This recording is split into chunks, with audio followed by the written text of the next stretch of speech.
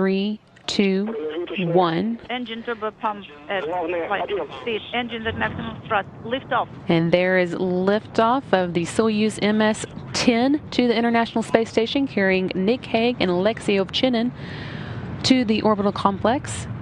This again is Nick Hague's first time to launch to space, and Aleksey Ovchinin's second.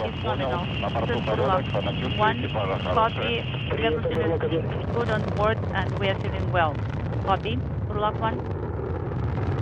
Inaudible. And we have the escape tower for the Soyuz now jettisoned. 11:42:17 failure. 11:42:17 is the time of the failure.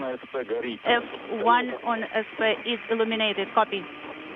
Today's Soyuz MS-10 launch did go into ballistic re-entry mode a little bit after its launch, around 3:47 a.m. Central Time. That means the crew will not be going to the International Space Station today. Instead, they will be taking a sharp landing, coming back to Earth.